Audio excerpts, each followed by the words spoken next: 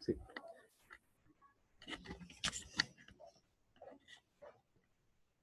Muy buenas tardes a todos. Muchas gracias. Nuevamente aquí con ustedes en el tema de aspectos tributarios. Mi nombre es Ricardo Ballesteros y hoy vamos a trabajar este tema en relación con todo lo que concierne a la parte tributaria, la parte impositiva, que es el aspecto económico, el ejercicio financiero, contable, tributario, que tiene como soporte la responsabilidad corporativa de las empresas, de las organizaciones, de los empresarios, de los emprendedores, frente a la administración pública, frente al Estado. Es decir, la parte tributaria es inexorablemente un aspecto fundamental en el ejercicio económico, en la ecuación financiera de la empresa y, digamos, haciendo como un parafraseo de muchos empresarios y colocándole una persona jurídica de derecho público como visible frente al tema tributario, la DIAN se te convierte un socio más en tu desarrollo empresarial. Eso como para ponerle ese aspecto. En ese sentido, digamos, antes de abordar la, en la página número, número 4, eh, lo que las compañías tienen en Colombia, las cargas fiscales, es decir, los impuestos de renta, el impuesto de valor agregado, el IVA, el ICA, la retención en la fuente, el impuesto al patrimonio, el gravamen a los movimientos financieros, los aportes parafiscales, digamos que eso lo vamos a ver más adelante. Quisiera irme un poco antes, es decir, al desarrollo tributario que le genera las obligaciones frente a la empresa. Entonces, digamos que antes de entrar a hablar de esos aspectos de renta que acabamos de acotar, sí me gustaría precisar los siguientes puntos. Una obligación, creado la compañía, creado el registro mercantil ante la Cámara de Comercio, digamos hoy digamos, por la ley antitrámites y todo lo que ello implica. Normalmente, si lo vemos en una línea de tiempo, se crea la empresa, sale el registro mercantil, con ese registro mercantil el empresario se dirige hacia la DIAN, hacia la Dirección de Impuestos de Aduanas Nacionales, en el domicilio de la empresa donde se constituyó, para sacar el RUT. Digamos, hoy podemos hablar como ejemplo la Cámara de Comercio de Bogotá, pero muy seguramente otras cámaras que estén sistematizadas y estén su sistema cruzado con la DIAN, hecho el registro en Cámara de Comercio, la misma Cámara te entrega ya la copia del registro único tributario o RUT. Importante esto para notar en la medida que el RUT, siendo esa identificación de registro único tributario, en ese documento oficial, pues realmente va a estar enmarcada el objeto, más que el objeto social, la actividad económica que desempeña la empresa. Es decir, cuando ustedes se inscribieron en Cámara de Comercio su compañía, le dijeron qué actividad empresarial es: desarrollo de sistemas, de aplicaciones, ciencia, tecnología, empresa de aplicaciones, todo lo que tenga que ver con tecnología tendrá una codificación eh, frente a esos servicios y esa numeración, digamos, va de la mano frente a la actividad tributaria o a la actividad económica para el documento del RUT. Entonces, en ese sentido, ese es como, digamos, un primer documento, digamos, antes de entrar al tema impositivo, un primer documento que te dice, ya usted está enlazado frente a su identificación tributaria y frente a su codificación del servicio o actividades económicas. Valga decir también que es un documento dinámico, las empresas son dinámicas, las compañías crecen, las compañías se desarrollan. Hoy pueden ustedes tener las empresas de base de tecnología para el desarrollo de aplicaciones, para el tema de software, para el tema de ciencia y tecnología, pero más adelante se pueden volcar a ser un broker tecnológico, por ejemplo, o pueden ser una compañía que estén representando bajo licencias a otras empresas de base de tecnología, o como le explicamos en la charla pasada, el tema de una franquicia. Es probable que la actividad económica esté la que fue la inicial, pero se abra otra nueva por otro rubro o por otro vínculo comercial a la compañía. Entonces, se hará una adición o un cambio al RUT. También valga decir que eso es importante estar pendientes. Normalmente, cuando ustedes se van a inscribir como proveedores para una empresa, van a proveer sus servicios, van a proveer una contratación, lo mínimo de los requisitos que le piden para entrar al sistema de una empresa como proveedores, la Cámara de Comercio vigente actualizada 30 días, el RUT que esté vigente, la cédula de identidad del representante legal de la compañía y otra serie de documentos que, dependiendo del grado de desarrollo de la empresa, unas más, unas menos, están pidiendo esos documentos para incorporarlos como proveedores ya dentro del sistema, digamos, del desarrollo contractual o el devenir de la prestación de los servicios que ustedes vayan a realizar, para poder luego hacer el ejercicio del cobro de sus servicios a través de una factura. Dicho eso, entonces, viene el punto de la factura, porque toda compañía registrada en Cámara de Comercio, pues para hacer el ejercicio de cobrar sus servicios, debe tener factura.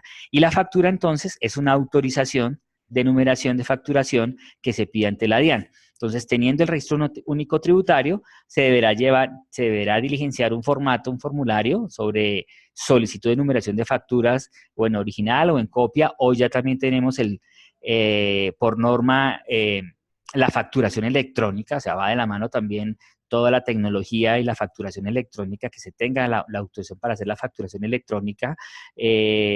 Basado en ese principio, se acude nuevamente a la DIAN, a la oficina de la DIAN del lugar del domicilio de la compañía, para que le expidan la autorización de expedir facturas a nombre de la persona jurídica que está debidamente registrada en Cámara de Comercio. Eso es entonces el punto siguiente que vamos a encontrar después de tener el registro único tributario, el tema de la facturación.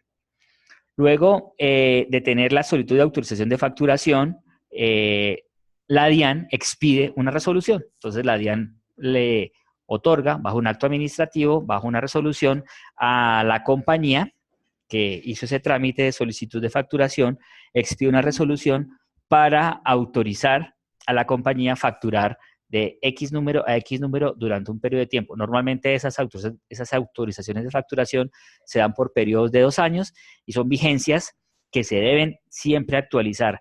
Es de suma importancia que cuando se facture se cuente con la resolución de facturación al día, porque el hecho o las implicaciones legales que puede generar facturar sin haber hecho la actualización de la vigencia de la autorización puede generar unas implicaciones de orden legal. Entonces, es que se nos olvidó realizar la actualización de la facturación. Eso, facturen, que no hay ningún problema porque nunca nos ha pasado nada. Puede llegar a suceder que echa esa factura en una inspección que hacen la DIAN. Ustedes saben que la DIAN acomete inspección a todas las empresas del país, desde las grandes hasta las medianas empresas.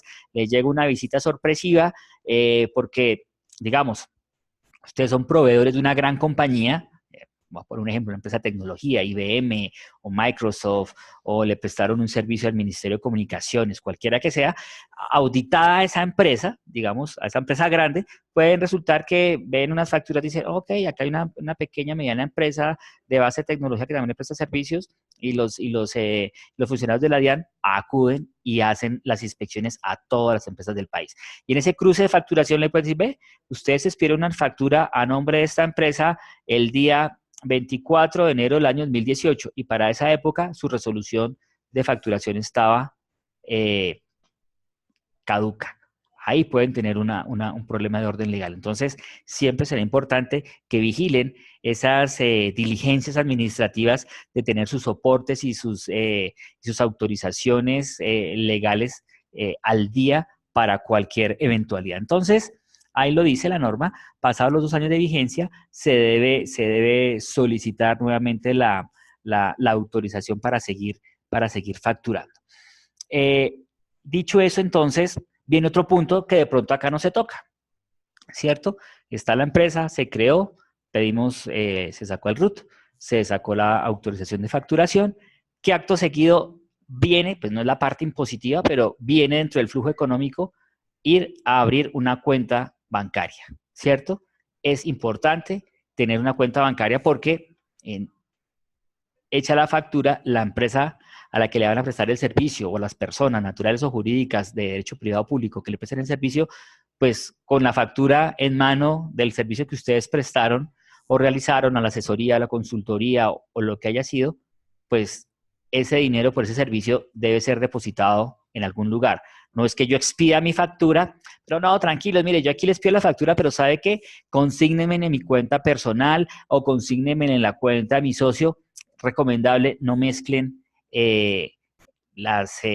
o mejor, no presten las cuentas bancarias. Es importante ese ejercicio transparente para su empresa, para que asimismo la compañía o el asesor o el consultor contable financiero que les vaya a prestar el servicio tenga una información clara del devenir de su trabajo contable, financiero y tributario, y no entremezclar que a esta empresa le prestamos el servicio, le facturamos, pero mejor le dijimos que nos consignaran la cuenta privada de uno de los socios, sacamos la plata y ahí luego la transferimos a la cuenta. No, o sea, es bueno que siempre arranquen en un ejercicio limpio de no mezclar ese tipo de situaciones que a veces se pueden dar por X o Y circunstancia, que ya digamos por caso extremo. Pero recomendación siempre, consúltenlo con su asesor tributario, con su contador, si eso se puede hacer. Les pongo un ejemplo muy sencillo.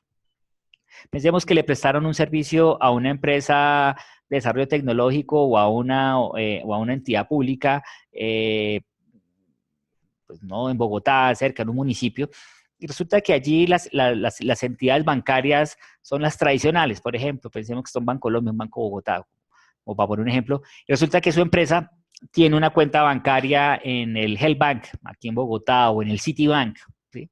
O Falabella, que también ahora presta servicios bancarios. No hay corresponsal bancario en esa ciudad donde prestaron el servicio. Entonces queda la suerte de decir, bueno, ¿dónde nos pueden depositar la plata? Allá solamente hay Bancolombia, Banco Bogotá y Banco Popular. Consúltelo con su asesor contable si ya esa situación extrema no hay las cuentas bancarias que ustedes tienen, como el ejemplo que les acabo de acotar, pues ya el contador le dice, sí, mire, entonces que le consignen a la cuenta suya para una compensación y después usted entonces retira el dinero y se hace el ingreso contable y financiero a la empresa. Pero esas son circunstancias, como les digo, casos particulares que tengan en cuenta, pero de la mano siempre antes de dar un paso, es bueno siempre consultarlo para no tener equívocos o no tener ninguna situación anómala frente al particular.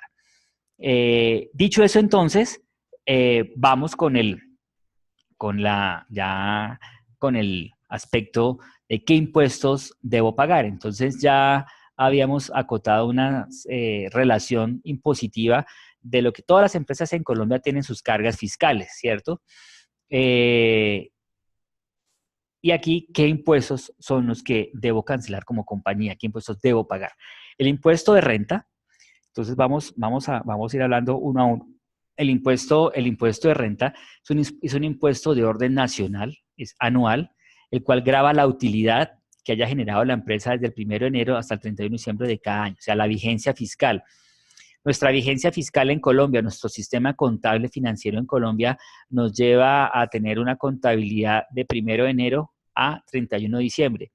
Quienes hayan tenido la oportunidad de haber trabajado con compañías multinacionales y sobre todo con empresas que tienen presupuestos o manejan situaciones impuestos no, en empresas extranjeras, valga si lo que tienen aquí representación en Colombia, pero la matriz está en Estados Unidos, el sistema contable y financiero en el exterior, en la gran mayoría, como en Estados Unidos, va de junio a junio. Esto para mí, para que lo tengan en cuenta cuando estén prestando servicios a compañías extranjeras, que su cierre fiscal es de junio a junio. Entonces también los ponen a ustedes a apretar, a facturar con tiempo, porque están cerrando su ejercicio fiscal a mitad de año, como sucede en Colombia. Encuentran ustedes, quienes tengan conocimiento contable y financiero, sus socios o algún miembro de la compañía, su contador, sabemos ya por principio que las áreas contables y financieras de las empresas, su mayor carga laboral es a final de año porque están haciendo el cierre del ejercicio contable y ya luego la apertura del nuevo ejercicio. Entonces están cerrando toda la facturación, están cerrando toda la parte de pagos, impuestos, facturas al 31 de diciembre. Y entonces siempre será oportuno el manejo de esa actividad, de ese conocimiento, porque oportuno también decirlo, y aquí un paréntesis, importante para el ejercicio financiero, si hoy bien estamos hablando de los aspectos tributarios, tener en cuenta los flujos de caja y tener en cuenta que a cada compañía o a cada empresa que ustedes le prestan un servicio, todas tienen unas políticas de pago diferentes. Es probable que al facturar una empresa les pueda pagar de manera inmediata, cosa que ya difícilmente sucede. Unas pagarán pronto a 15 días, de pronto, a 20 días, otras pagarán a 45 días, otras pagarán a 60 días y hay de pronto algunas que paguen a 90 días.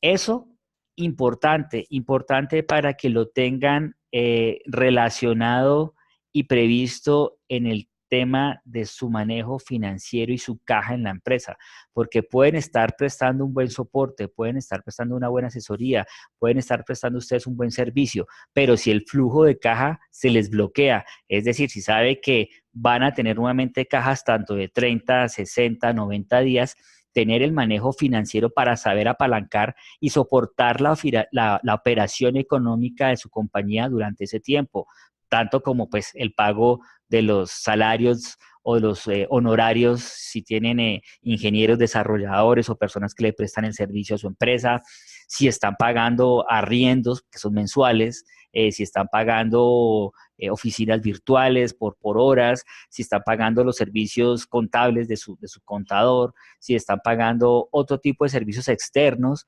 pues el manejo de la caja es fundamental para que el devenir económico de la compañía no se vea trunco a la hora de prestar bastantes servicios y saber que la caja o el retorno va a ser un poco largo, ¿cierto?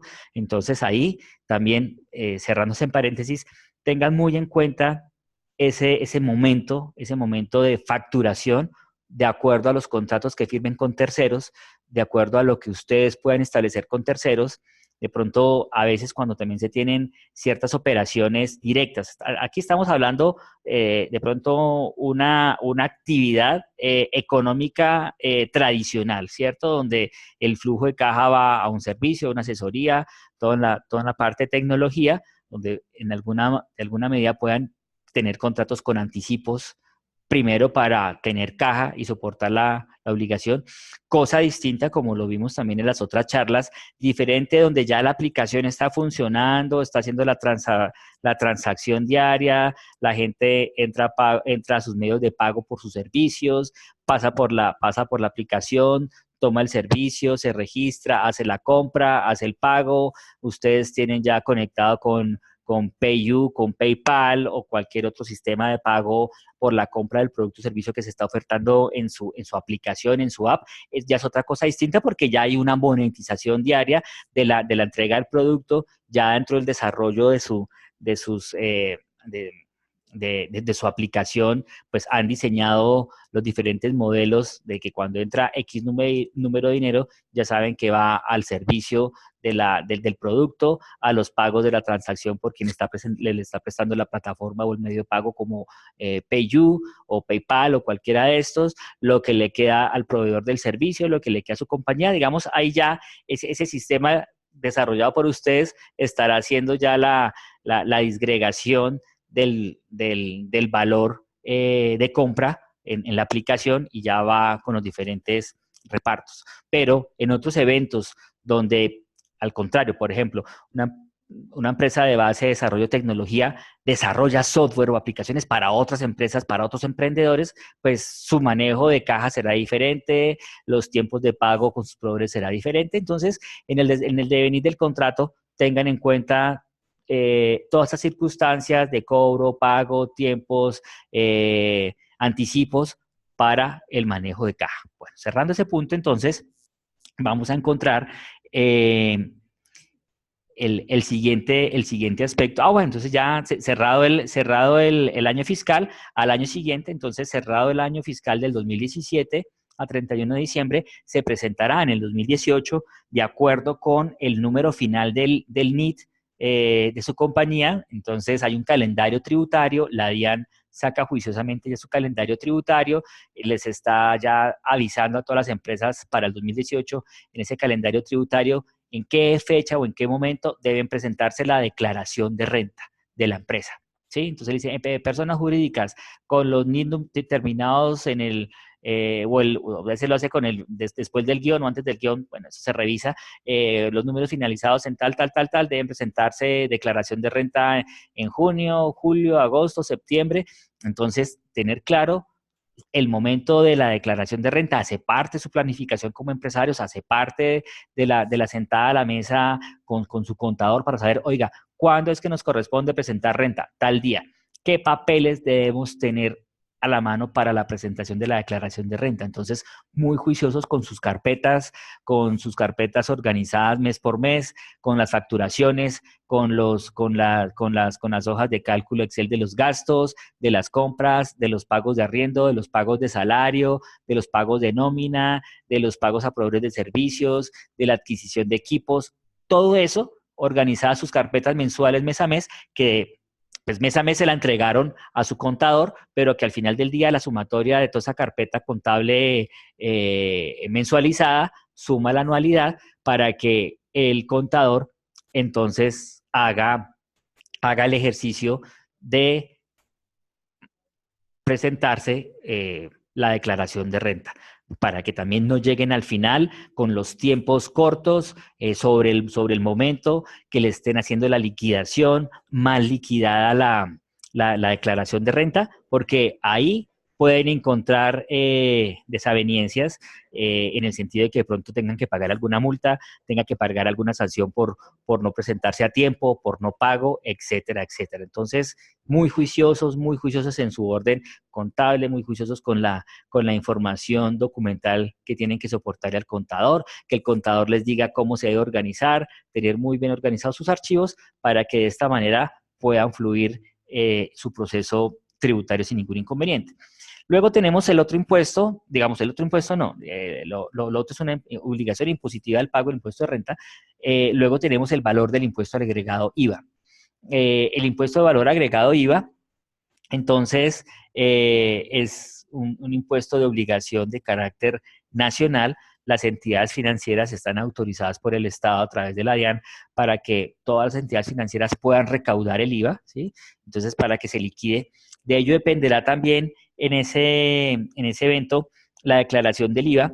A partir de la ley 1607 del 2012, se puede pagar en periodos bimestrales, cuatrimestrales y anuales. Se deberán presentar en los formularios que para tal efecto la DIAN ha diseñado.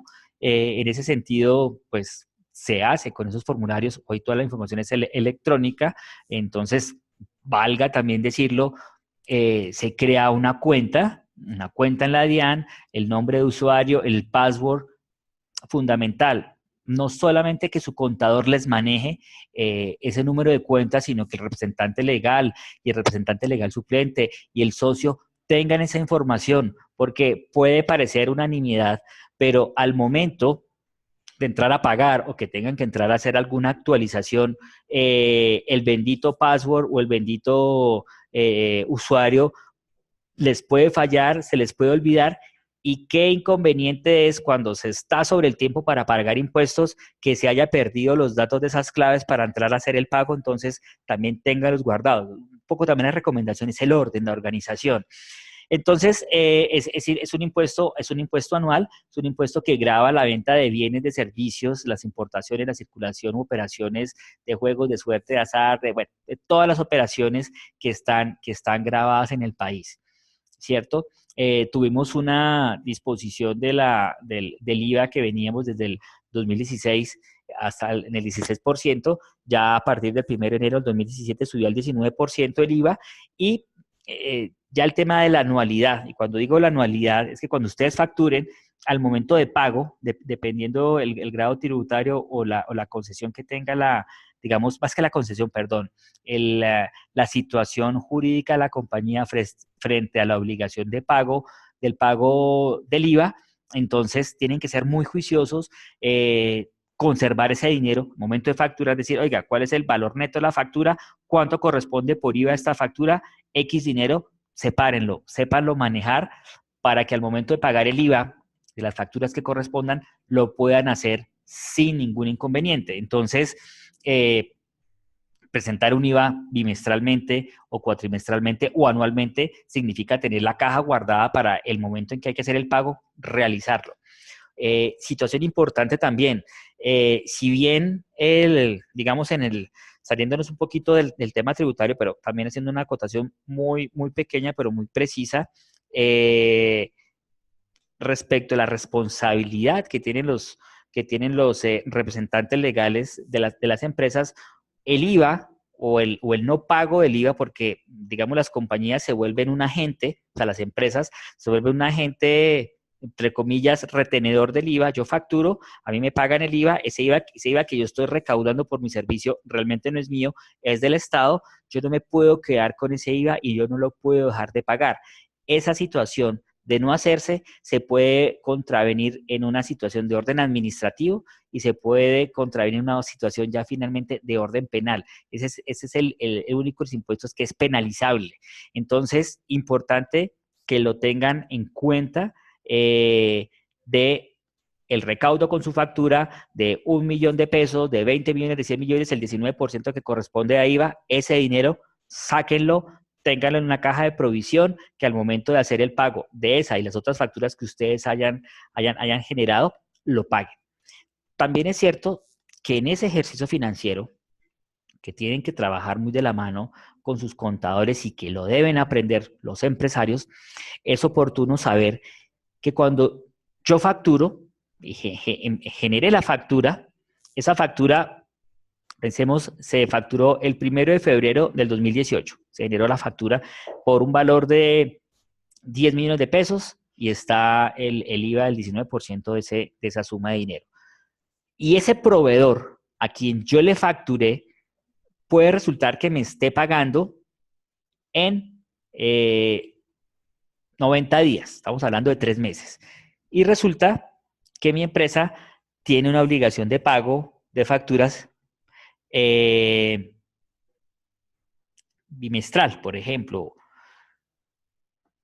Yo ya hice la expedición de la factura y estoy obligado ya a reportar ese IVA de una factura que, si bien ya está puesta en la persona a quien le presté el servicio, aún todavía no he recibido el pago del dinero en relación con el servicio que presté, pero que ya, por ende, estoy obligado a reportar el pago a la DIAN o pagar a la DIAN. Entonces, en ese manejo financiero de la empresa, tenerlo en cuenta con su contador, porque habrá momentos donde se esté facturando y el ejercicio de caja le está diciendo que su proveedor le está pagando después, o mejor, sí, después, y ustedes tengan que hacer un pago anterior frente al recaudo o a la obligación de pago del impuesto del IVA. Entonces, ese es un punto para que también lo tengan en cuenta, lo sepan manejar y lo sepan administrar a través de su asesor tributario y financiero. Entonces, en ese punto, el calendario tributario con los dos últimos dígitos del NIT les estará diciendo cuándo es la obligación de pago que tiene su compañía en relación con la presentación de la declaración del IVA. Luego viene el otro impuesto, el impuesto de industria, avisos y taleros, el ICA. Es un impuesto de carácter municipal que grava toda la actividad industrial, comercial y de servicios. Ese impuesto de ICA, o como lo llaman el RETEICA, es de orden ya territorial. Entonces, si la compañía tiene asentada en Bogotá o está en Manizales o en Barranquilla, será de orden regional, de orden municipal, el servicio que se esté grabando. También es cierto y también es importante, porque es que digamos que nuestra situación tributaria, nuestro sistema tributario en Colombia digamos, ha mejorado y ha ido dando pasos grandes en relación con ponerse al orden, con la nueva disposición de las normas internacionales financieras, las NIF, y también con nuestro proceso como país del ingreso a la OCDE, donde los aspectos tributarios deban cada vez ser más, digamos, claros, precisos, la información más transparente, va camino a eso. Tengan en cuenta que, por ejemplo, ustedes prestan un servicio a una entidad territorial. Ustedes tienen base en Bogotá y prestaron un servicio en Manizales, en Cali, en Barranquilla.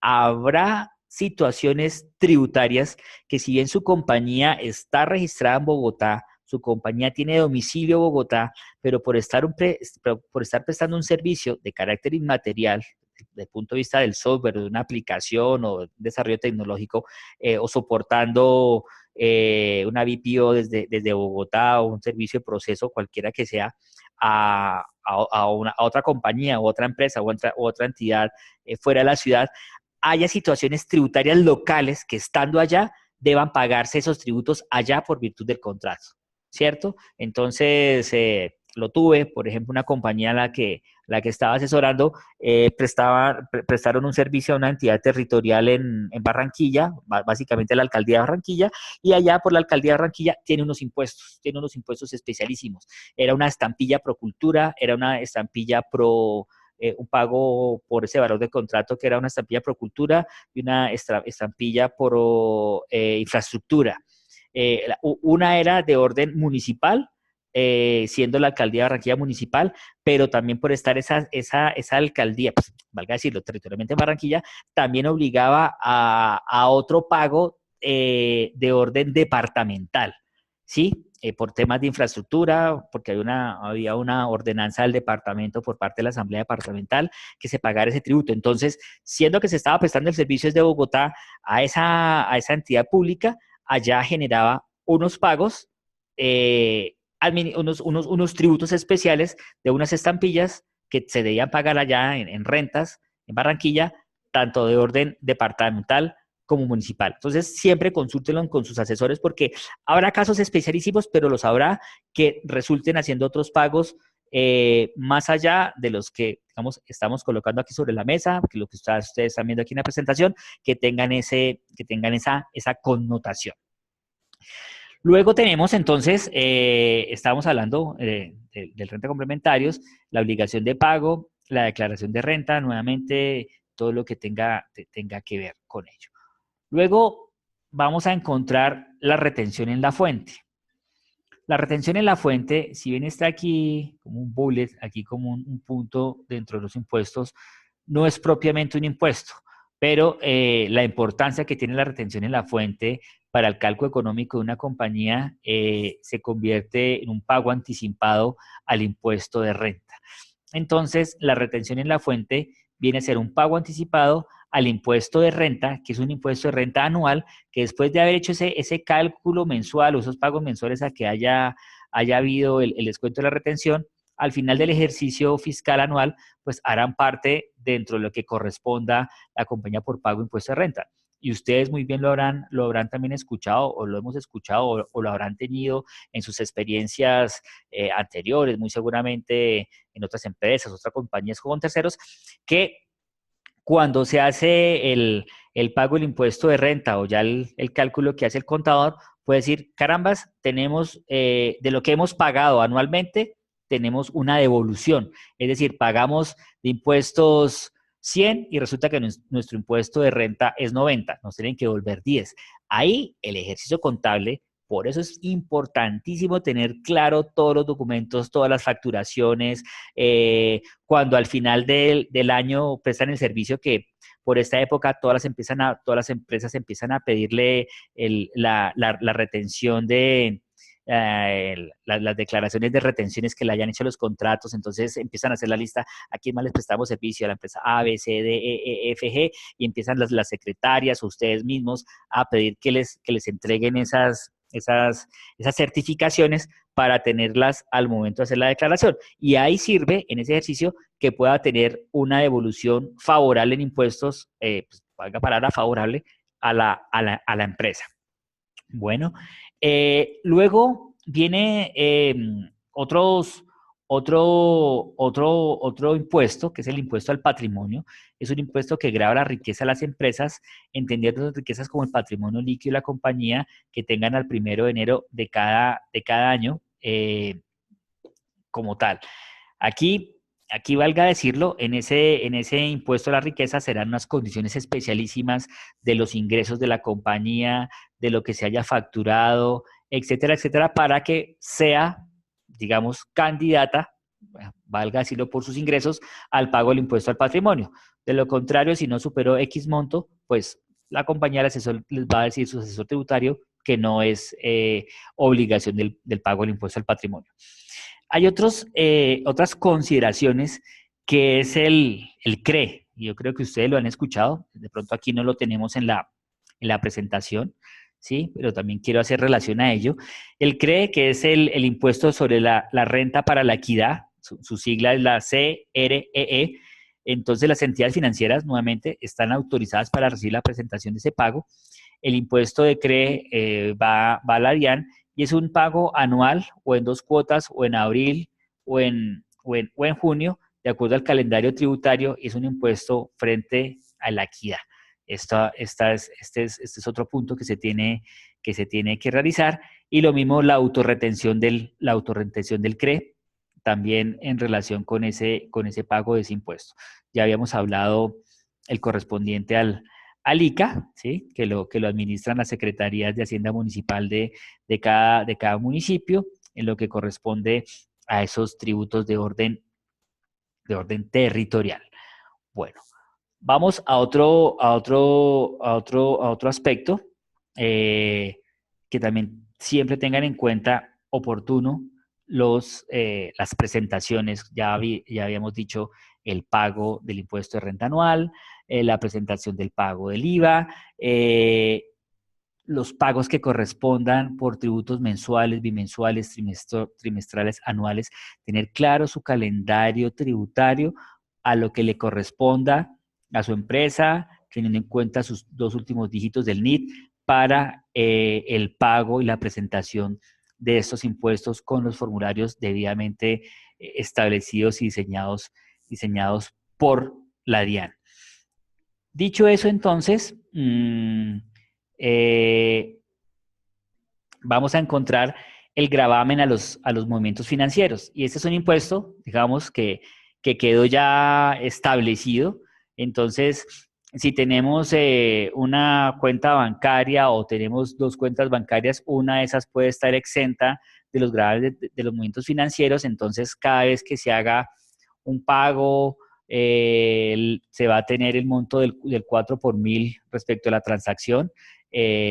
Digamos que estaba previsto para que en el 2014 se desmontara, se está previsto que irá disminuyendo hasta que se vaya a eliminar hasta el 2018. Vamos a ver, digamos, eso sí ya viene como un tema política pública, si el gobierno así lo establece y lo expone para que este año ese impuesto que se había establecido de carácter transitorio sea retirado. Pero pues digamos aquí para no ahondar en situaciones de orden fiscal, política, es una situación que a través del Ministerio de Hacienda se estará dando las respectivas pautas si continúa o, digamos, se elimina o se desgrava este impuesto del 4 por mil, que ya lo vemos también como personas naturales en las transacciones que hacemos. Si tenemos una sola cuenta, estará exento. Si se pasa a cierto monto, pues el pago, o cuando se retira el cajero, etcétera, etcétera, etcétera. Tenerlo en cuenta para sus movimientos financieros. Antes de entrar a la siguiente presentación de los beneficios tributarios, también es importante hablar de otro impuesto. Si bien estamos hablando de empresas de base de tecnología, pero puede que ustedes en las convocatorias o puede ser que en las inversiones que hayan hecho hayan comprado una oficina, eh, tengan una oficina propia para prestar sus servicios de base de tecnología o para prestar servicios virtuales como empresas para que desarrolladores y otras compañías se sirvan de esos servicios, no siendo tecnológicos, pero pues ocupando un lugar físico. Está el impuesto predial.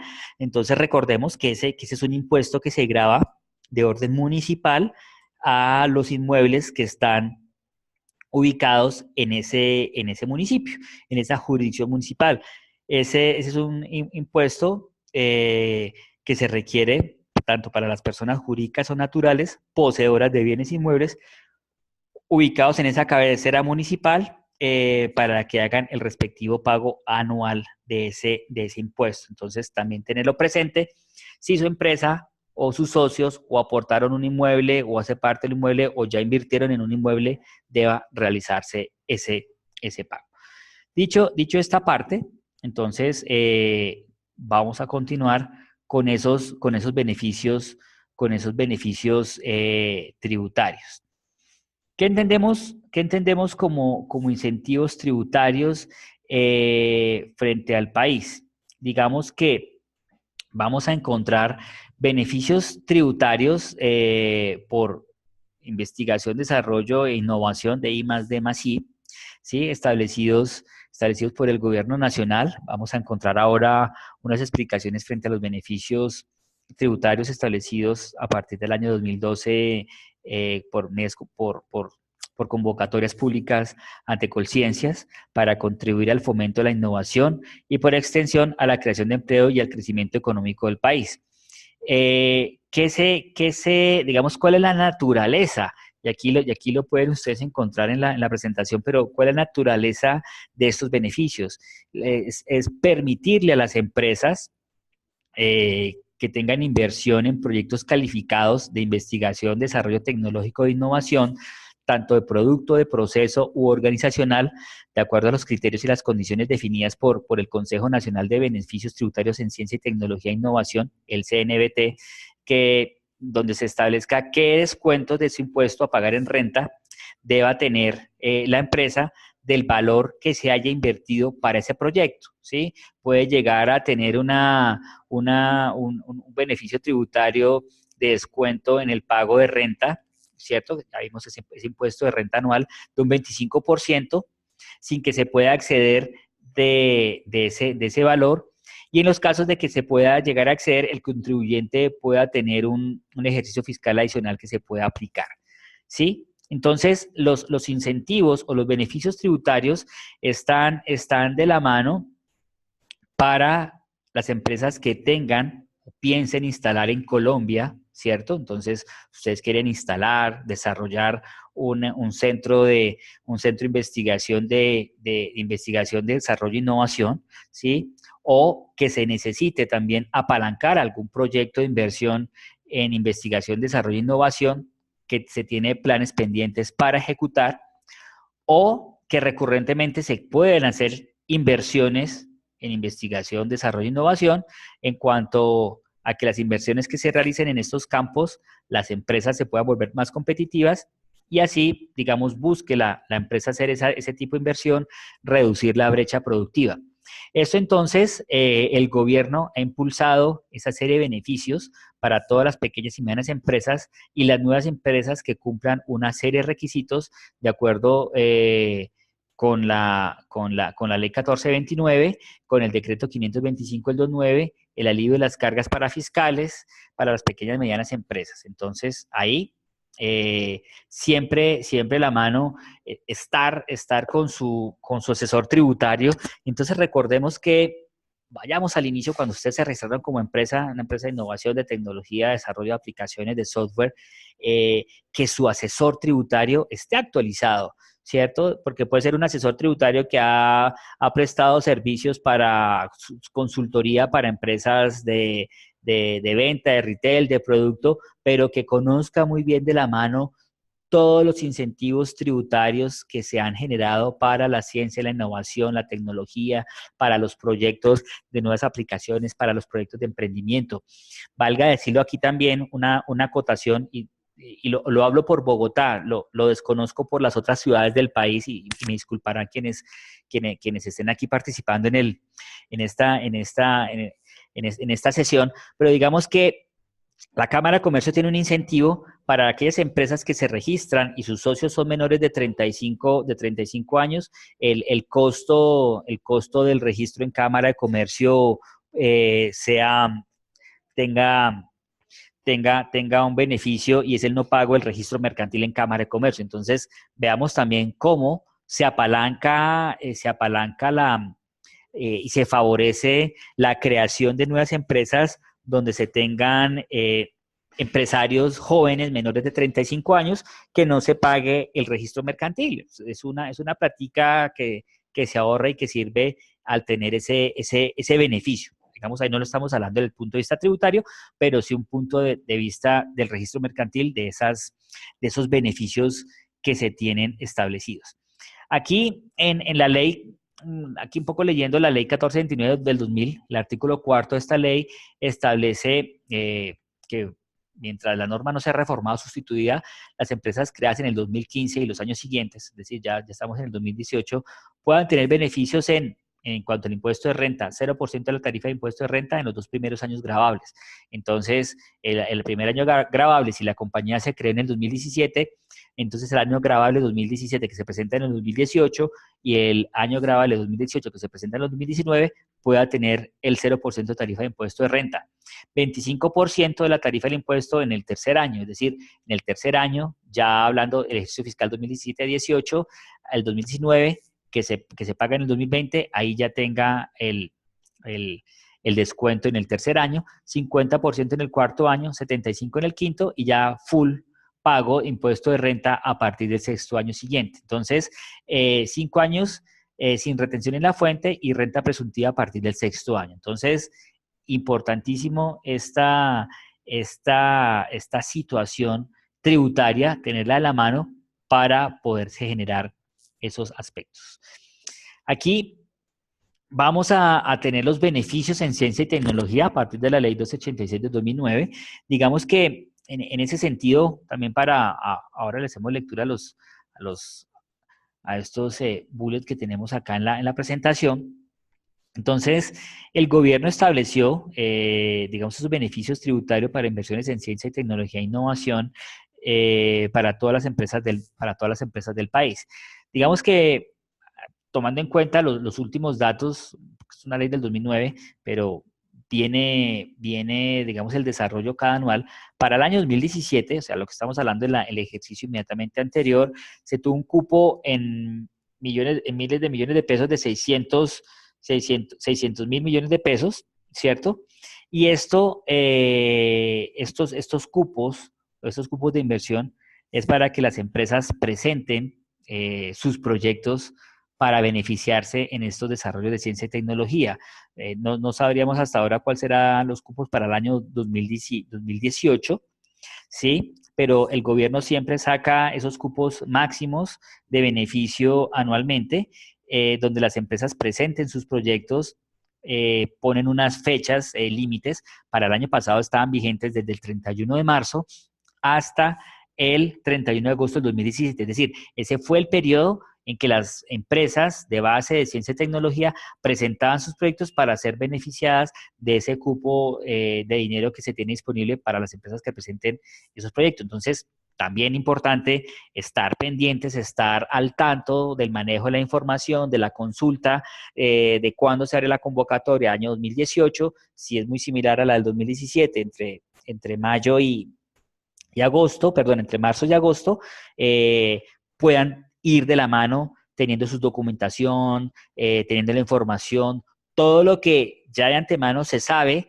que pueda pedirse para obtener los beneficios de ciencia y tecnología y presentarlos muy bien y ser benefactores de ese beneficio, ¿cierto? Bueno, entonces, este instrumento desarrollado por el Gobierno Nacional busca ser un incentivo, ahí está, para todos los actores del Sistema Nacional de Ciencia y Tecnología, que más que todas sus compañías y ustedes acá presentes, emprendedores en empresas de base de desarrollo tecnológico, software, apps y todo lo que tiene que ver con este mundo de la tecnología y de la ciencia, desarrollen proyectos para que puedan otorgar inversores o ejecutores las deducciones y las deducciones de impuestos. La finalidad que busca el Gobierno Nacional es otorgar los beneficios de ciencia y tecnología. Entonces se creó el Consejo Nacional de Beneficios Tributarios, por su sigla, donde está sentado este cuerpo consultivo, quien se encarga de establecer los criterios y condiciones para calificar los proyectos que cumplan con esos criterios de ciencia, tecnología e innovación. Entonces, si se quieren apalancar en un proyecto de esto, qué bueno que quienes los hayan hecho y quienes estén aquí participando ahora cuando vayamos a la ronda de preguntas, si han hecho el ejercicio de participar, pues nos puedan contar un poco su experiencia, si lo han presentado o no, pero oportuno también, si aquí en el panel no tenemos a ninguna empresa, también tener la retroalimentación de compañías que hayan hecho ese trabajo para saber antes, digamos, de entrar a diseñar una aplicación, por ejemplo, si quieren considerar los beneficios de ciencia y tecnología, efectivamente miren que ella o ese desarrollo tecnológico pueda cumplir con esos requisitos si le quieren apuntar a un beneficio de esta naturaleza. O por el contrario, es tecnología, es emprendimiento y de pronto no tiene ese cruce o ese entrelace o esa relación de ciencia base tecnología y pues simplemente no se quieran acoger a este tipo de proyectos, pero siempre la mano a enfocarse si de ellos se quiere tener los beneficios concretos sobre la materia. Entonces, aquí en esta página ustedes pueden ver que este Consejo Nacional se encuentra precedido por el ministro de Hacienda o su representante o quien haga sus veces, normalmente suele ser así, en la resolución que así lo dicta, el director de la DIAN, el ministro de Comercio, Industria y Turismo, quien haga sus veces o en quien delegue, el director del Departamento Nacional de Planeación del DNP, el ministro de las Tecnologías de la Información y las Comunicaciones y dos expertos de ciencia y tecnología nombrados por el gobierno.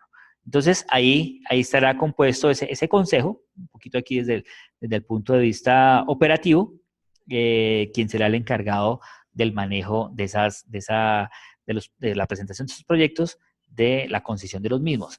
Este instrumento tiene dos grandes modalidades, ¿cierto? Entonces se busca la deducción en impuesto de renta una vez realizada la inversión, o sea, si se quiere hacer la inversión en base de ciencia, innovación, desarrollo y innovación, desarrollo y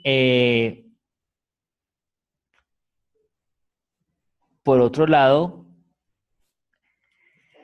se tenga la obtención de obtener un cupo de deducción máximo del 175% de la inversión realizada en proyectos de ciencia y tecnología que tengan la orientación, entonces están orientados a buscar la solución a problemas empresariales, a la generación de nuevo conocimiento, a satisfacer necesidades, al aprovechamiento de oportunidades en el mercado y a solucionar problemas ya existentes. Entonces, ahí, digamos, está marcado el objeto del beneficio.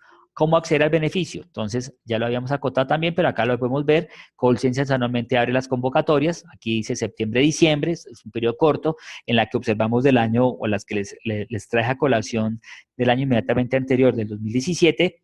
estuvo entre el periodo entre marzo y diciembre, fue un periodo largo. Por eso es importante siempre estar consultando las convocatorias, cuándo salen, en qué momento las van a publicar, para que puedan solicitar la asignación de los cupos siguientes. Normalmente, pues, se da la apertura por medio de ventanillas. Aquí, por ejemplo, lo ves, la apertura en un periodo de ventanilla abierto entre marzo y agosto para el registro de proyectos, para la exposición del Consejo Nacional, y se puede dar la apertura a las nuevas convocatorias. Entonces, el otro punto de las dos modalidades, tenemos la deducción en el impuesto de renta y el otro es la exención de impuestos. Las exenciones tributarias, instrumentos que está disponible todo el año con tres modalidades: exención del IVA, ingresos no constitutivos de renta y o ganancia ocasional, y renta exenta por nuevo software. La renta exenta por nuevo software, entonces, también está en Colciencias, donde una nueva aplicación, un nuevo desarrollo de software creado, donde lo deban demostrar con, eh, con un medio probatorio, como puede ser el registro en derecho de autor de este desarrollo, pueda tener el beneficio de la renta exenta. Allí entonces acceder a esa exención del IVA, donde se puede encontrar en la página de Colciencias. Básicamente, y aquí ya no aquí ya es la presentación, es una exención de impuestos que va o iba hasta el año 2017. Pero, como toda norma, siempre tenemos que estar leyendo la letra menuda, tenemos que estar mirando si hubo un decreto que lo haya pronto ampliado o algo, no lo sabemos, para obtener ese beneficio en relación con el nuevo software de desarrollo de base de ciencia y tecnología, para que pueda tener ese beneficio. Dicho eso, entonces, digamos que hemos acotado el, el desarrollo de ciencia y tecnología. Si bien es cierto, aquí también les quiero manifestar en particular las recomendaciones que deban tener para hacer las consultas previas en Colciencias para beneficiarse de estas exenciones para los proyectos estructurados en inversión, desarrollo e innovación y que puedan calificar como tal. Eso entonces es los elementos, los lineamientos que encontramos en la base o carga tributaria o el devenir tributario impositivo que toda compañía se ve abocada en Colombia para poder desarrollar su actividad y la presentación de impuestos. Ahora bien, digamos, otro aspecto importante que, si bien no tenemos aquí en la presentación, son las NIF, las normas internacionales financieras. Estas con la inclusión o con la adopción de estas normas internacionales financieras, las NIF, NIIF, tendrán unas connotaciones o unas implicaciones ya, digamos, para empresas. Digamos, si sus compañías llegan a pasarse de ciertos montos de capital y sobre todo de, de ingresos y de ganancias en el año tributario inmediatamente anterior, las utilidades hayan sobrepasado un monto, pues le significa que su compañía deba tener el manejo de las normas internacionales o las normas tributarias basados en ese concepto, ¿cierto?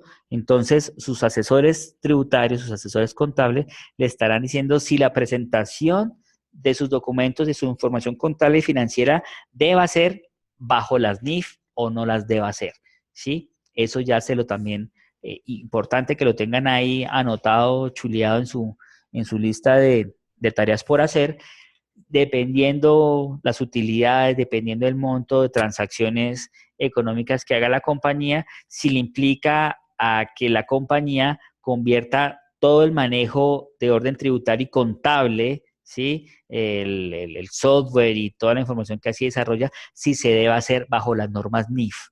¿Sí? Si deben tener ese cumplimiento normativo o no lo deba tener por ahora. Entonces, eso hay unos escalamientos, ya hay empresas, digamos, como de alto valor utilidad, que le significa que su sistema contable debe ya pasarse a el nuevo sistema de normas internacionales y financieras. Eso como para que lo tenga en cuenta. Un poquito aquí acotando como dándole fuerza a los elementos que deben conformarse los beneficios tributarios de ciencia y tecnología, como los elementos que se tienen que tener para presentar un proyecto que pueda tener las deducciones de impuestos o las excepciones impositivas, digamos, como para que lo tengan en cuenta y como les digo, no está dentro de la presentación. Básicamente, generar nuevo conocimiento o mejorar uno existente que solucione un problema o una necesidad de la empresa desde el punto del desarrollo de una base tecnológica, crear y diseñar y mejorar significativamente procesos, productos desde el punto de vista de la tecnología con resultados palpables, visibles, utilizar conocimiento para la producción de nuevos productos, servicios o procesos o mejoras existentes. De esta manera, generar un conocimiento base para un sector de aplicación. Entonces, todo eso que estamos aquí acotando puede ser la materia o los criterios para desarrollar un nuevo proyecto. La adición de nuevas funciones o características y servicios a algo ya existente, desarrollo de tecnologías nuevas por Internet, por ejemplo, que le estén haciendo alguna innovación a una empresa a través de nuevos desarrollos tecnológicos, por una aplicación, por Internet, que puedan reducir el impacto ambiental. Hoy en día, quienes están en ciencia y tecnología y ustedes como expertos desarrolladores saben, también hay lo que se llaman los certificados de reducción del carbono. Entonces, esos certificados como los certificados bonos que uno compra del TES, por ejemplo, del Tesoro Nacional, esos pueden tener, o mejor, el desarrollo que ustedes puedan ejercer que permita la reducción del impacto ambiental o un impacto en la huella de carbono, pues es un proyecto que puede estar beneficiado de ciencia y tecnología, que puedan hacer la reducción de costos de consumo, materias primas, energía, o manejo a mejores resistencias de materiales. Todo eso con base a tecnología puede ser significativo para esos aspectos. Implementación de nuevos métodos organizacionales en las prácticas de los negocios, al interior de la empresa, hacer mejoras significativas de funcionalidad, características de servicios existentes, implementación de nuevos métodos de producción o entregas o mejoras existentes en la cadena logística, ¿cierto? En el tema de compras, en la introducción de nuevos productos o servicios en el mercado a través de nuevas tecnologías. Entonces, bajo esos criterios, digamos, pueden estar examinando proyectos de base de ciencia y tecnología. Dicho entonces, esta presentación que hoy eh, hemos abordado, los aspectos tributarios, ya en esta media hora, en estos 35 minutos, si tienen preguntas, inquietudes, aportes, experiencias que también nos puedan eh, presentar y generar valor en esta charla de hoy para que se la puedan transmitir a sus colegas emprendedores, sería de mucha utilidad porque la experiencia creo que sirve y se recoge para todos para mirar cómo se ha abordado o cómo la abordaron en algún momento ustedes y hayan obtenido beneficios, como lo dije al momento de la presentación, quien haya participado en un proyecto de esta naturaleza o hayan tenido la experiencia o hayan asesorado o lo tengan, no solamente este u otros, que también nos lo puedan presentar a los demás colegas emprendedores y empresarios que están aquí hoy presentes y puedan escuchar sus planteamientos, sus preguntas, sus inquietudes. Y como les digo, todo es de gran utilidad para este panel del día de hoy. Muchísimas gracias de antemano nuevamente a todos por su participación. Entonces, pues vamos a dar paso a este panel de preguntas, inquietudes, aportes, sugerencias, comentarios, experiencias que podamos trabajar en estos minutos hasta antes del cierre de las 7 de la noche.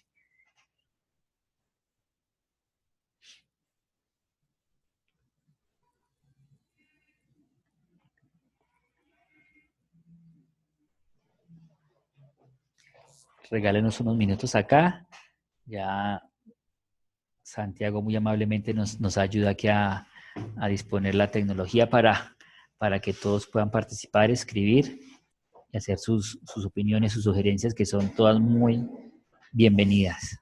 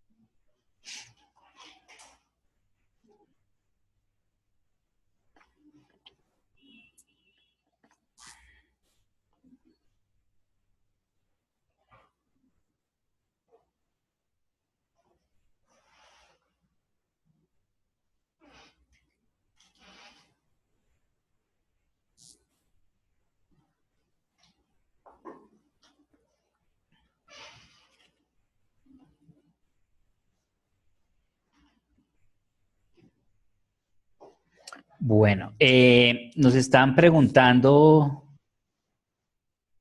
creo que hay una pregunta sobre el credo. Ya vamos aquí por orden. La primera, en el momento de realizar una factura a un extranjero o una empresa o institución extranjera, ¿cómo se factura? Bueno, ahí digamos que en primera medida debemos, digamos, recordar que el servicio que se presta en Colombia, es decir, ustedes están acá creados como personas jurídicas en Colombia, pueden estarle facturando a un extranjero y valga, digamos, valga complementar a la pregunta, a un extranjero en Colombia o a un extranjero en el extranjero, porque puede que esté una empresa, una compañía sentada aquí en Colombia extranjera, tenga su sucursal, esa compañía siendo extranjera, voy a ponerles dos ejemplos.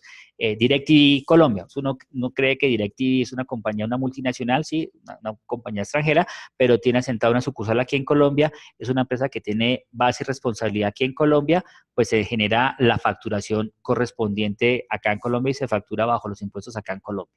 Ahora bien, si ustedes le están prestando un servicio aquí en Colombia a una empresa que está asentada y domiciliada en el extranjero, ahí pueden estar mandando la factura, ¿cierto? O el invoice, como se conoce también como también se conoce la factura, se facturará el extranjero, como está asentado en el extranjero, no tendrá la obligación de pago, muy seguramente, del impuesto de valor agregado. Ahí siempre, y yo recabo eso, primera sugerencia, háblense con el contador en su empresa para que les recomiende la mejor manera de emitir la factura. Es decir, si se emite la factura directamente, si va con el impuesto del valor agregado, si ello es así, o simplemente el valor neto, porque el contador les va a responder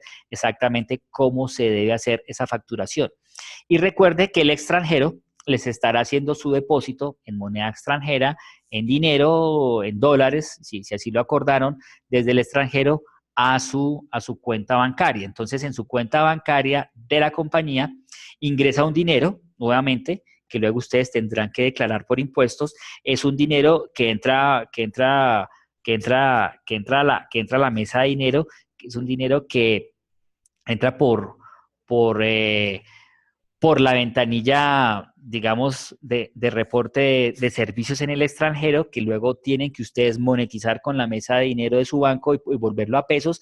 Y esa es una información que se llena, mejor dicho, desde lo práctico. El extranjero les pagó, ustedes monetizaron, el valor de dólar pasó a pesos, se consigna en su banco, pero el banco les hace llenar unos formularios de pago de moneda extranjera que el mismo banco tiene que reportar al Banco de la República. Entonces, digamos que toda la información tiene una trazabilidad por las entidades bancarias, financieras y por el sistema financiero que no va a quedar exento. Lo único, y así me disculparán, es simplemente que lo acoten con el contador si al momento de emitir la factura deba tener o no el pago del impuesto del valor agregado, dado que la compañía que está en el extranjero puede que no tenga esa obligación de pago de ese impuesto, ¿cierto? Bueno, aquí tenemos otra pregunta. Tenía entendido que a partir de 2018 las NIF eran obligatorias para todas las empresas. ¿Eso cambió? Si una empresa tiene ingresos por membresías de sus clientes en toda Colombia por Internet, ¿los impuestos del ICA solo se pagan en la sede principal de empresa o tiene que revisar dónde están ubicados sus clientes? ¿Y cómo se manejan las membresías de clientes en el exterior, tributariamente hablando? Bueno, aquí hay varias preguntas que vamos acotando, ¿cierto? Eh, y vamos en el siguiente orden.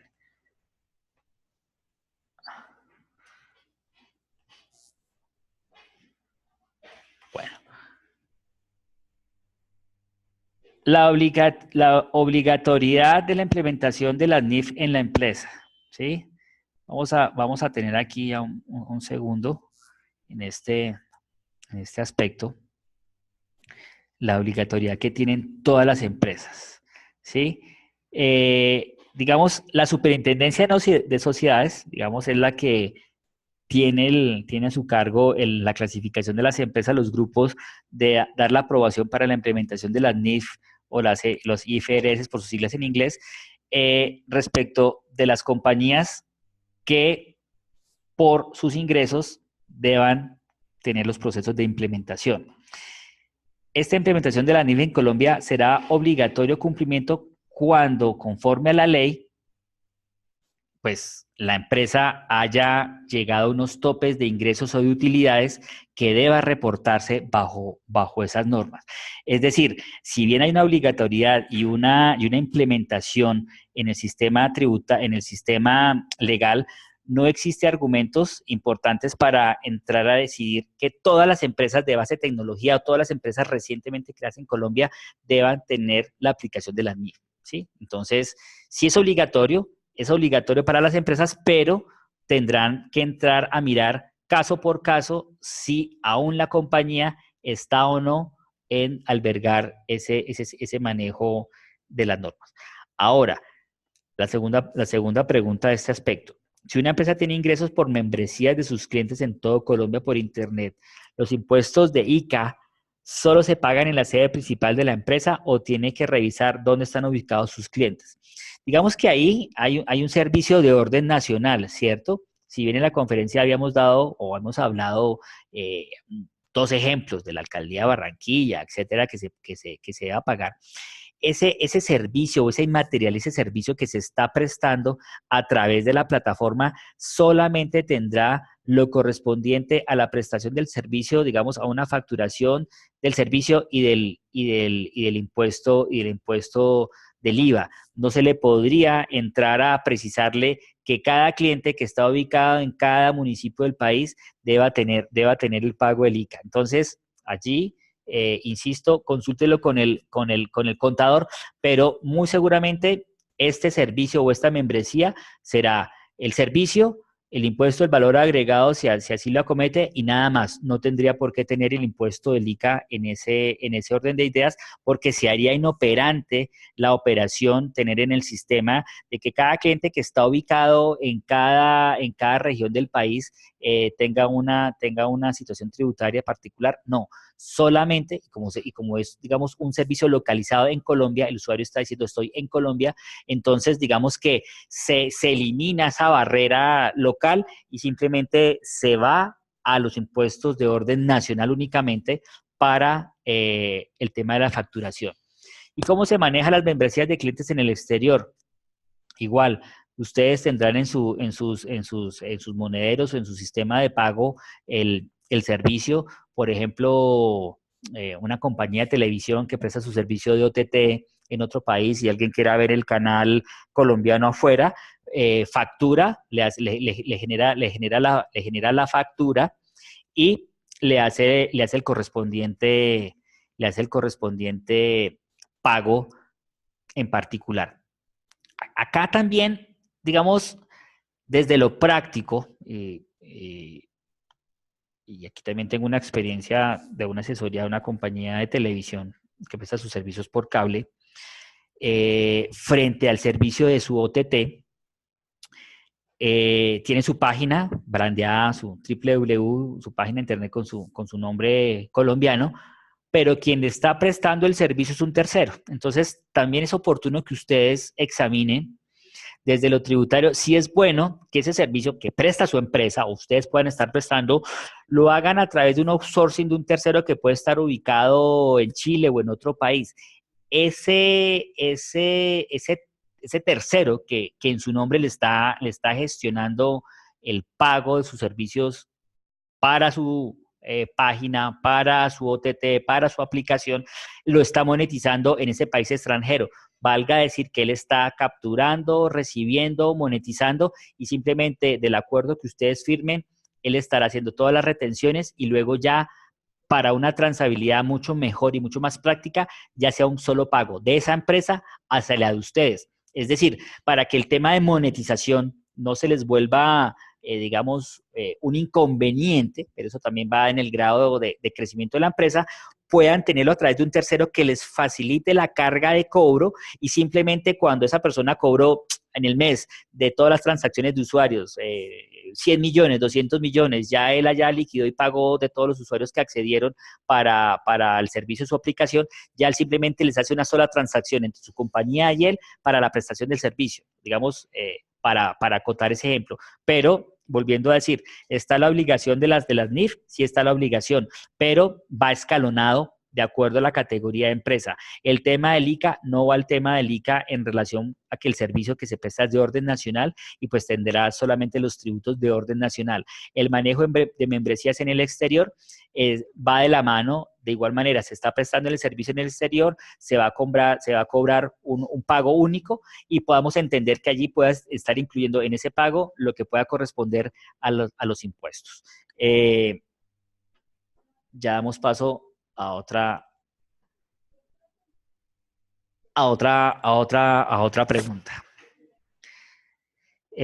Una pregunta, ¿las presentaciones de los abogados nos las envían o cómo hacemos para tenerlas? Sí, las presentaciones son enviadas y están en el canal de YouTube para que ustedes las puedan bajar. Claro que sí, ustedes pueden tener todas las presentaciones para que puedan ser consultadas y las puedan estar mirando. ¿Cómo contactamos a los abogados por un asesoramiento más personalizado?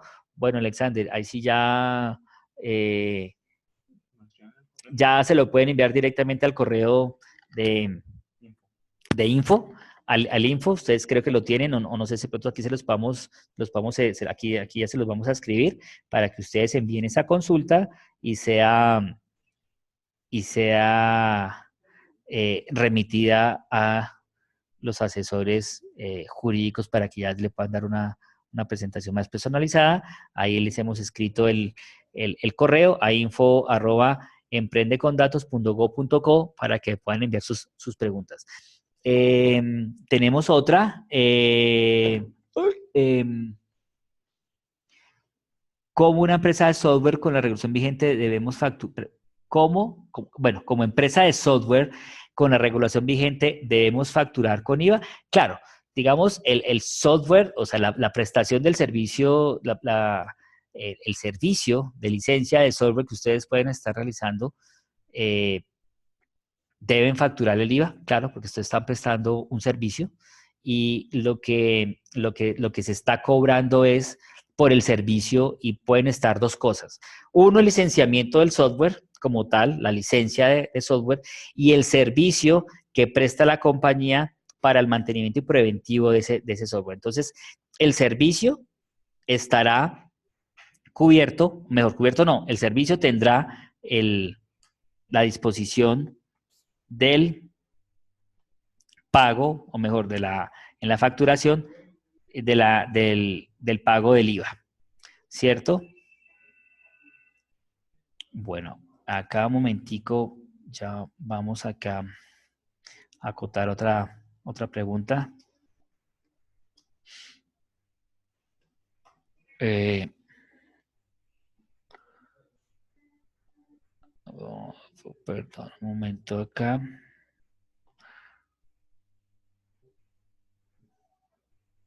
Discúlpeme un segundo.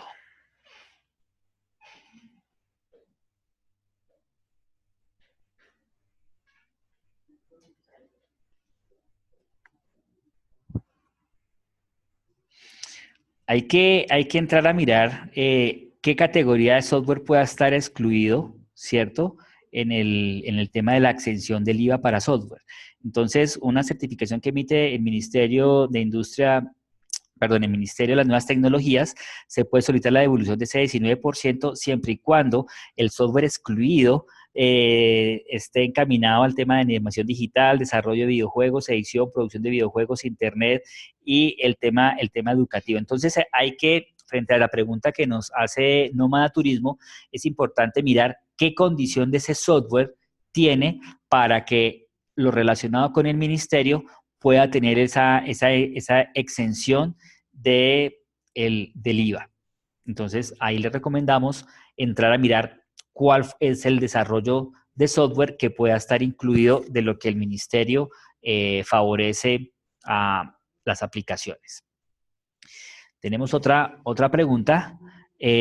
Camilo nos dice, ¿cómo nos cobija algunos emprendimientos con el tema de la SOMAC? Bueno, ahí sí quisiera un poco eh, que nos den un momento acá para poderle darle esa respuesta.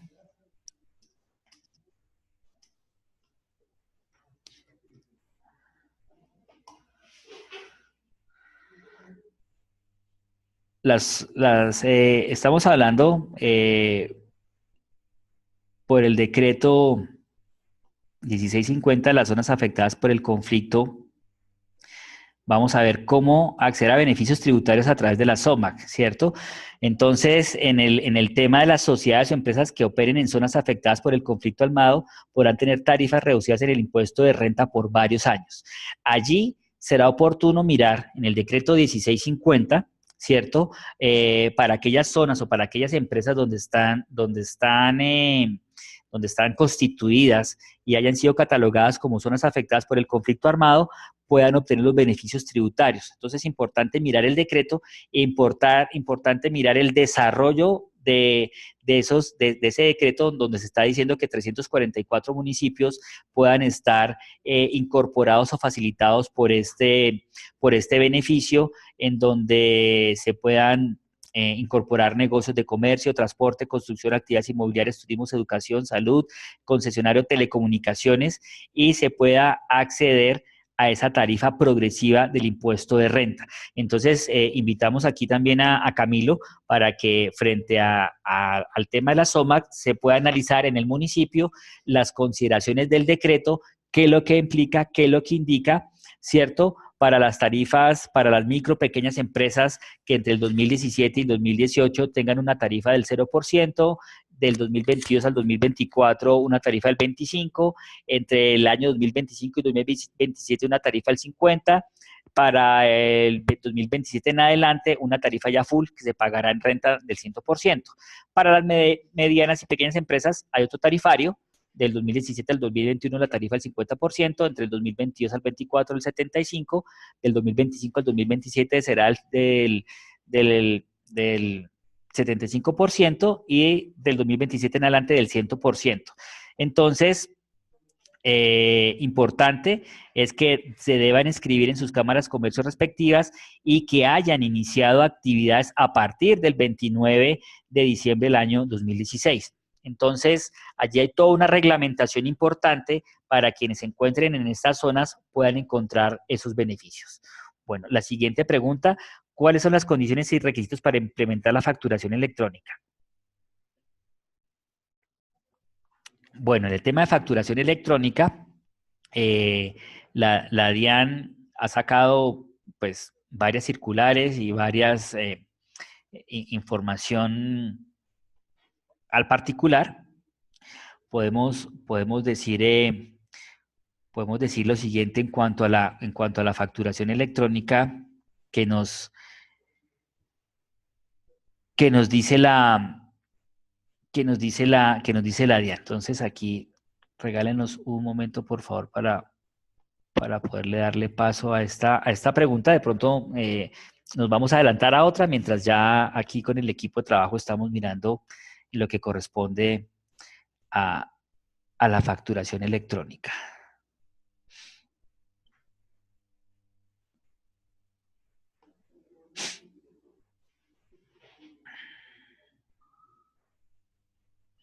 ¿Se cobran impuestos por las transacciones electrónicas? Sí, las transacciones electrónicas o la inmaterialidad de los servicios a través de la red o de las redes de datos o en el, estamos viendo de UNETED, las transacciones electrónicas, sí. Toda transacción tiene el pago de impuestos. La DIAN ha hecho esas manifestaciones en particular por el pago de las sanciones digitales, tienen los respectivos pagos o los respectivos impuestos o las respectivas retenciones. Otra pregunta que nos están formulando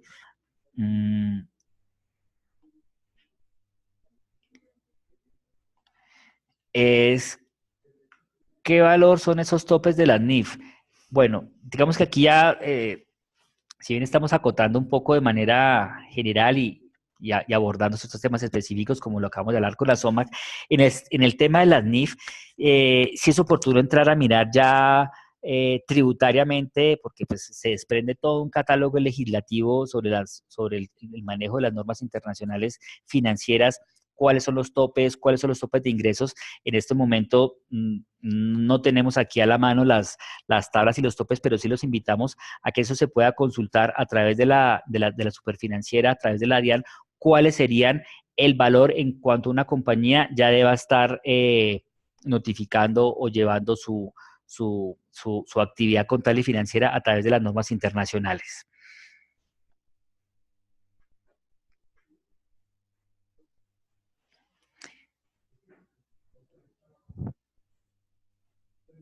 Bueno, volviendo a la pregunta que nos habían hecho en relación con la obligatoriedad de la facturación electrónica, ya la norma está impuesta.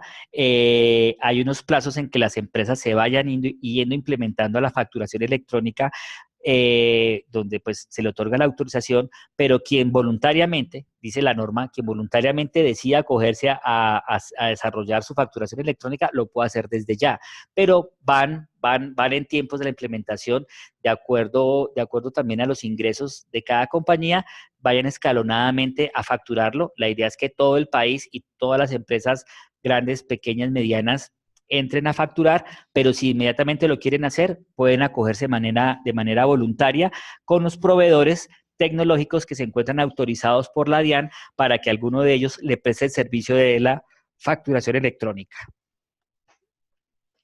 Bueno, tenemos importante, dicen, las empresas sin ánimo de lucro, ¿qué excepciones tienen ante impuestos y cuáles son obligatorias? Es muy oportuno esta, esta pregunta, porque pues todo lo hemos encaminado a las empresas con ánimo de lucro, a las compañías. La carga tributaria que tienen las empresas, o mejor, las organizaciones sin ánimo de lucro, estará encaminada a como están prestando servicios, si esos servicios tienen la carga tributaria del IVA o no, entonces tienen que entrar a examinar si sus servicios así lo tienen. Ya en un momento ya les podemos precisar más en particular en ese aspecto. Digamos, tienen también una carga frente a sus asesores o a sus consultores vinculados laboralmente o vinculados por prestación de servicios, las cargas de retenciones en la fuente que así se deba realizar. Y permítame un segundo, por favor.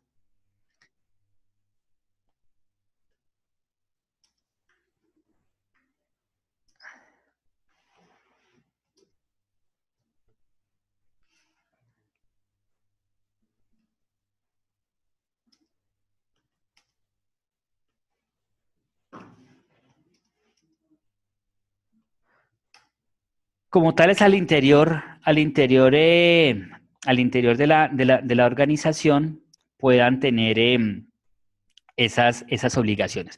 Entonces, en la reforma tributaria para las entidades sin ánimos de lucro, para la CESAL, se ha establecido en especial para las fundaciones y corporaciones, a esta clase de personas jurídicas de derecho privado, una regulación que, digamos, a modo de ver de la doctrina de los expertos es un poco escueta, es bastante amplia y variada para los emprendimientos y actividades de esta naturaleza. En la ley 1819 del 2016, entonces para recordar y que nos está aquí consultando, entrar a mirar la ley 1819 del 2016, las CESAL están llenas de requisitos y restricciones de registro, suministro de información, tributación ordinaria y fiscalización. Esto motiva entonces a que estas entidades se les ha fortalecido los mecanismos para evitar la evasión y la elusión fiscal. Entonces, es importante que mire esa normativa porque les han puesto unas consideraciones especiales a esta clase de organizaciones en cuanto a los límites que deben tener para las retribuciones de sus administradores, directores y el régimen especial tributario que tiene. Entonces, es un régimen muy especial, muy, muy, muy de la mano que se sale de las compañías, pero que también a través de esta norma se ha generado pues una vigilancia especial. Lo invitamos para que entre a ahondar en la norma y se pueda eh, examinar, así como les dijimos al comienzo de la conferencia, en las empresas de base de tecnología tengan contadores especializados que conozcan todo el andamiaje de ciencia, tecnología, innovación, desarrollo tecnológico, asimismo para la CESAL también puedan tener sus asesores tributarios que conozcan muy bien de la mano todos los aspectos del régimen tributario y con el cambio que se le ha impuesto a esta clase de organizaciones.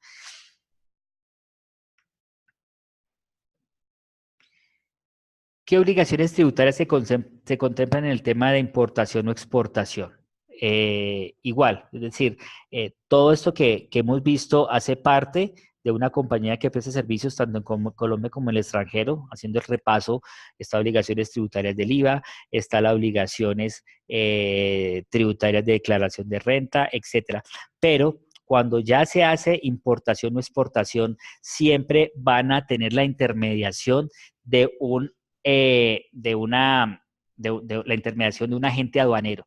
Entonces, allí, digamos, si bien la importación lo hace directamente la empresa, se hace a través de un tercero, de una, eh, perdónenme la sigla, de una, ese, ese, de una, que se me escapó la sigla, de esta empresa de intermediación aduanera que les presta el servicio para importar y exportar los productos, es la compañía que se encarga de manejarle a su empresa, porque digamos directamente las empresas lo hacen, pero por ley o por norma tributaria hay unos terceros agentes intermediadores aduaneros que prestan ese servicio y a través de ellos es que ustedes se relacionan para que le hagan el envío de producto o la traída de producto a Colombia. La exportación del producto o la traída del producto se hace a través de esas compañías que le van a indicar todo el manejo regulatorio que tiene que tener la compañía. Pero está igual el pago de los impuestos, el ingreso, la nacionalización del producto, la salida del producto, el cumplimiento de las normas sanitarias, fitosanitarias, tecnológicas, porque si están exportando productos de base de tecnología, todo lo que sea a través de una empresa intermediaria aduanera que ahora tiene otra sigla y me perdonarán en este momento que se me escapa, pero es el fundamento jurídico y legal bajo el cual todas las compañías, sea el producto que tengan, lo deben hacer a través de una de estas agencias aduaneras, las CIAs. Gracias, Aplicación Plan de Estudios, las CIAs. Ese es eso.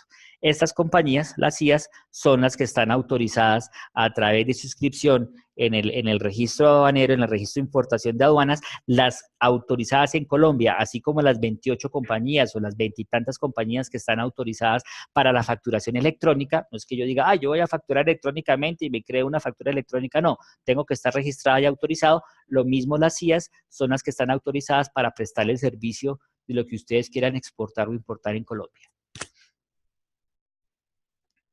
Bueno, creo que tenemos acá otra empresa. Si la empresa no tiene oficina física, ¿qué impuestos debe pagar? Digamos, el hecho de no tener oficina física, lo habíamos dicho dentro de los últimos impuestos, digamos el impuesto predial, es decir, si tienes una oficina propia o una bodega o para prestar servicios, pues si no tienes oficina física como tal, que no eres dueño, pues no pagas impuesto de renta.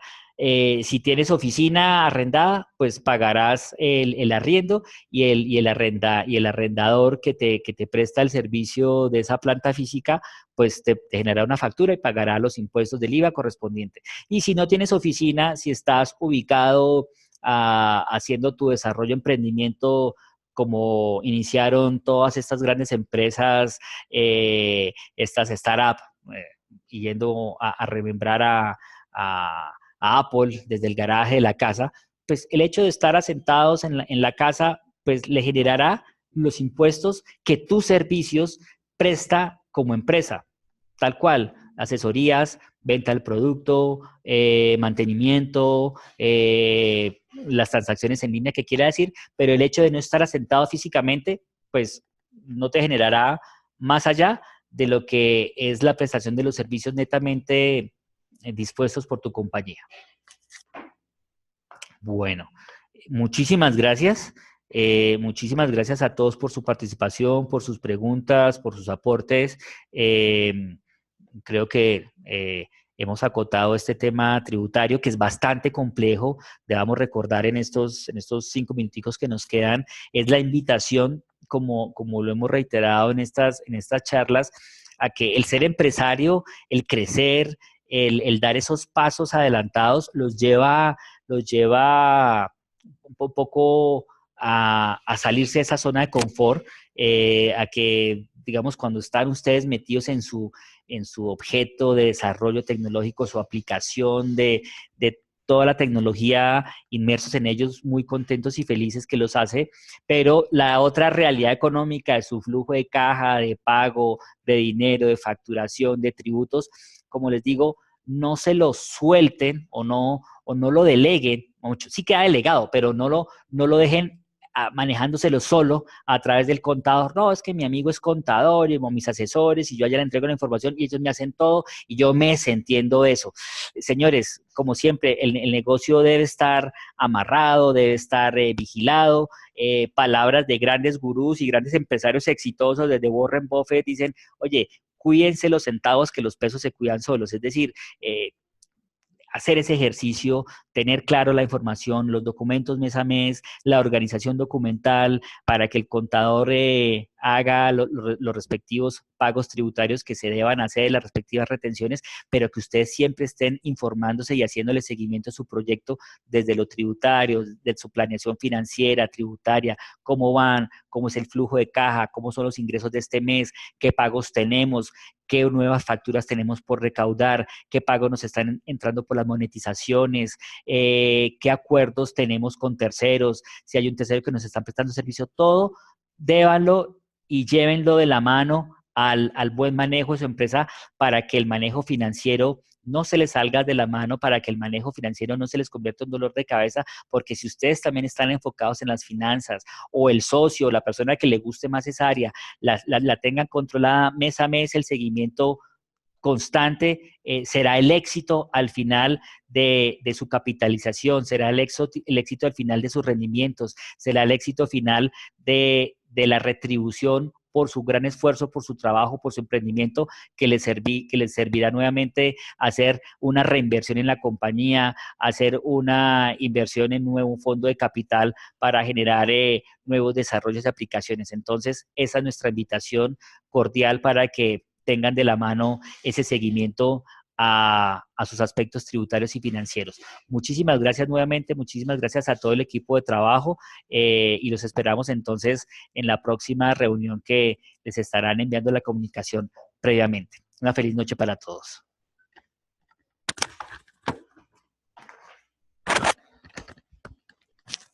Muchas gracias a todos los que participaron esta noche. Les recuerdo, por favor, llenar la encuesta. Espero tengan una grandiosa noche y hasta luego.